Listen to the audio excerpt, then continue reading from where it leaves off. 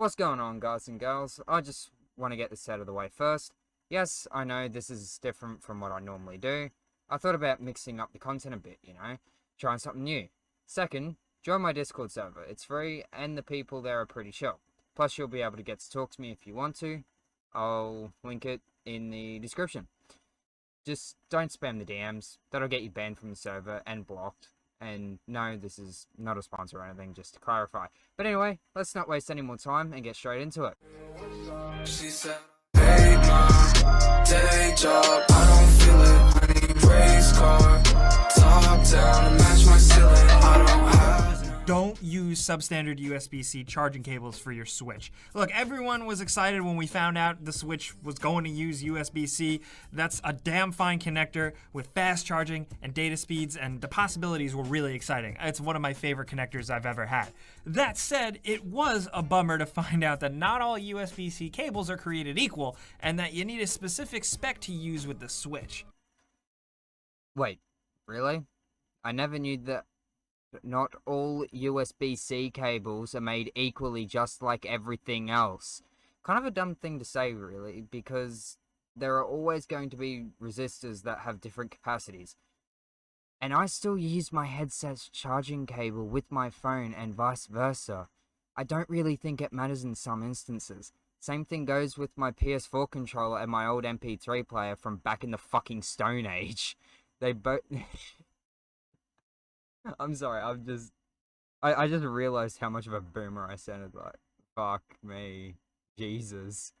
They both have USB Type-A. In a Japanese FAQ from Nintendo, it was stated that you should only really use USB-C cables with a 56K resistor with the Switch. Nintendo of Japan went on to further state that using non-approved cables or cables that don't meet the power spec can damage the unit and prevent it from receiving sufficient power. There have been reports that this has happened, so you definitely don't want it to happen to you. Yeah, I'm pretty sure no one wants their electronics to be fried, so that's why you use your brain.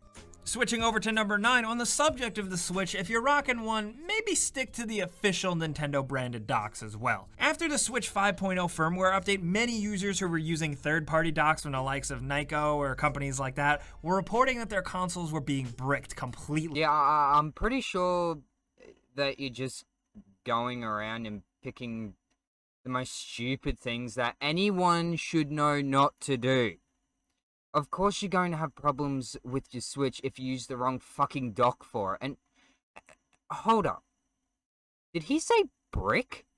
I'm certain it's actually break you were going for there. But I'm just a dumbass that makes videos on the internet. So what should I know? Nintendo commented on it and did start offering replacements, so it's just something you need to be aware of and be extra careful of. The way we like to approach this stuff is that you're dealing with an over $300 console, so you really just want to avoid any risks whatsoever. So stick with docking it with an official Nintendo thing. Or really, like I said with everything, just do your research. Of course you want to avoid risks as much as possible. And yeah, I'm pretty sure you would want to avoid taking risks with things that are hundreds of dollars, like a Switch or another gaming console. That's all I have for that sentence, they said. Did they just say do your research? Jesus fucking Christ, it's like they think they're talking to people that only have 3 to 4 neurons that are firing correctly. Then again, that's most... No, stop it. You already made that joke.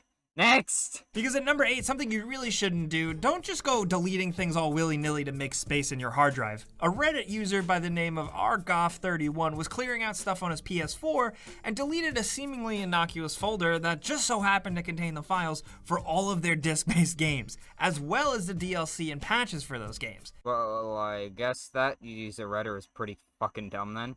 Just like most of them.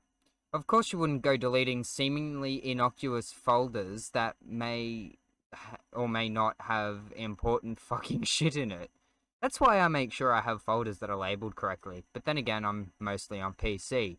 So, Sony, Microsoft, Nintendo, step up your game by giving users the option to name folders that games are stored in. So as a result, yeah, a bunch of space cleared up, but they had to re-download all those game files, which is a total drag. No, really? I didn't know that downloading stuff again was such a fucking chore. A minor inconvenience, sure, especially in 2018 when everything is more or less backed up, but still something you should pay some mind to. With number 7, you should always think twice about leaving your stuff plugged in. For example, a Reddit user by the name of Wicked828 went on vacation but forgot to unplug their Xbox One S. Now, I know most people don't unplug their electronics when they go on vacation or leave for extended periods, but it's definitely advised, and looking at this person's Xbox, I've never felt more compelled to do so. Yeah, that's probably because that Reddit user had a fucking power surge or something while they still had it plugged in. And Xbox is just shit in general. Don't buy one. The controllers are shit. The Series X looks like a fucking coffee table that you can use for your PS5, a cup of coffee, or even a PC. Actually, no, that's not a good idea. It'd probably fall off because the Xbox is so fucking unstable. This user's Xbox seemed to have been the victim of a freak power surge. Well, there you go, kiddos. It was a power surge. At least PCs don't shit themselves when a power surge happens, on the most part. And just proves my point that PCs are superior. Not really, though. I actually don't know if fuck, I cannot talk. If Xboxes have some sort of surge protection or not. Let me know in the comments if they do or don't. Switching gears at number 6, let's talk about jailbreaking gaming consoles. And look, jailbreaking your console can have some cool advantages and give you some interesting features that you wish the console had in the first place. But it could screw up your online experience, and jailbreaking in general would just kind of fuck with the online meta by opening the floodgates for hackers and cheaters running aimbots and other hacks. Ah, yes, the old art of jailbreaking. Why would you want to fucking do that? Just to get your own just get your own console, or maybe don't forget your password to your PSN or Xbox Live. That was oddly specific. Totally didn't do that on 5 separate occasions. Maybe more. It doesn't matter though. And while it's not a real issue now, as jailbreaking was made legal in 2012, so you can still do what you want, you don't have to listen to us. Prior to that, doing so was considered a violation of the DMCA, and some people actually landed themselves in jail for the act, which is a fun fact. But really what I would say, if you want to jailbreak it, fine. But I think you should only do it if you're really smart. Because if you're just following some random forum, chances are sometimes you're not going to be able to diagnose a problem yourself, or when you run into a snafu later down the line, after you've finally jailbroken it, you may have a lot of issues and not be able to restore the console back to its former glory, and half the time some jailbroken shit just sucks, and sometimes I think the core experience that you pay for is still better at the end of the day. But hey, with this one, we're going to say you do you. If you do use any sort of cheats like unfair aimbot or any type of wall hacks, you are a living piece of shit that should die in a fire. Okay, let's just calm the fuck down a bit. But seriously, you are a piece of shit if you are a hacker. You know, if you put time and effort to get good at games, you wouldn't need them.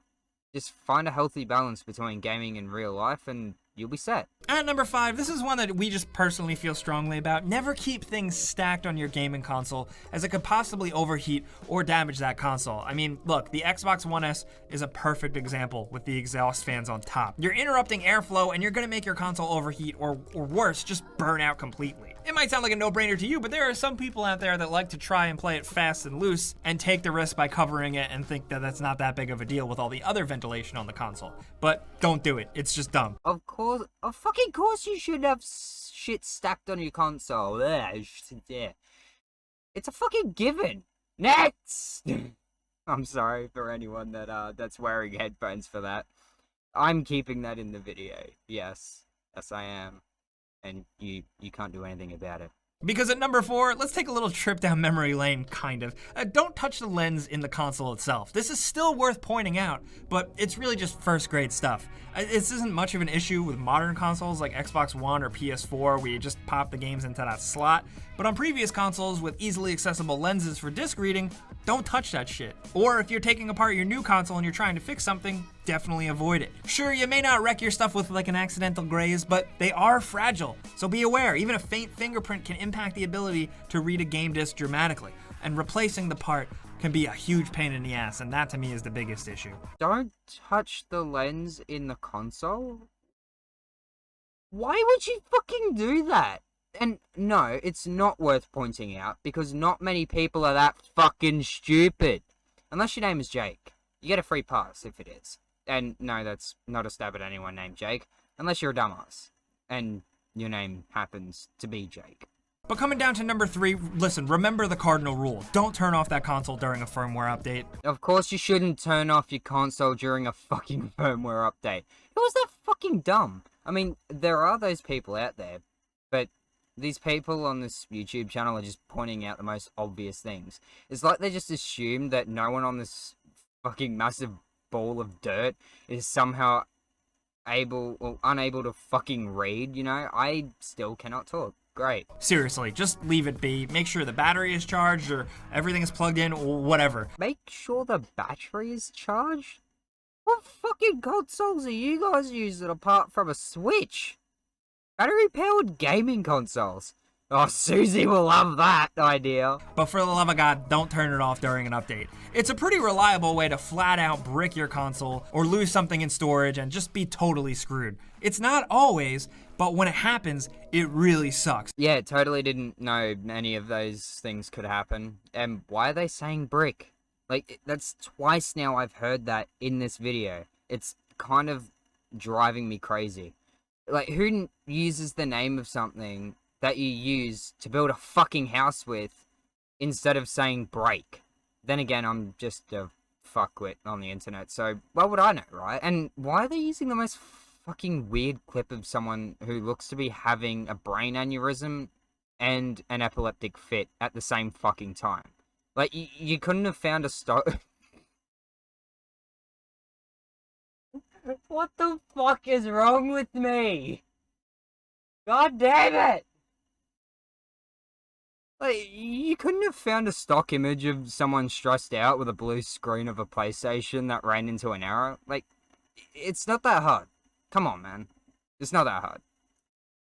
There's a reason why the interface itself specifically tells you this every single time, so you should listen to it. Well, yeah, of course OS manufacturers would put that there because those people exist.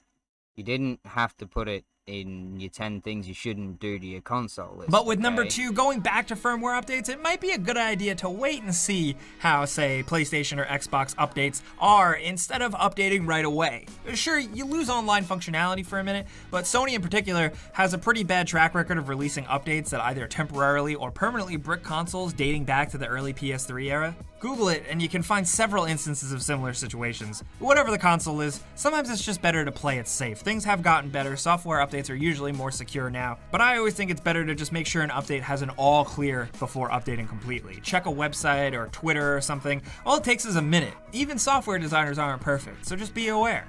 You know what? I'm gonna agree with them here. Don't just update shit whenever a new update comes out, as it can fuck shit up, and you might have to wait till the next update.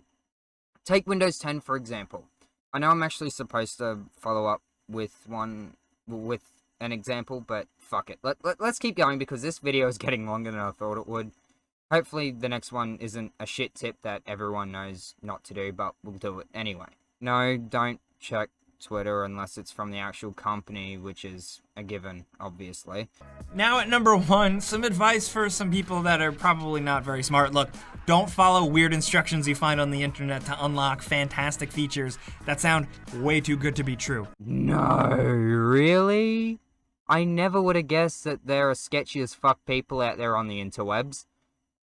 That was sarcastic in case you didn't pick that up. And I'm pretty sure that even stupid people would know not to trust them, even if they only have 3 brain cells. Unless they're both stupid and blind.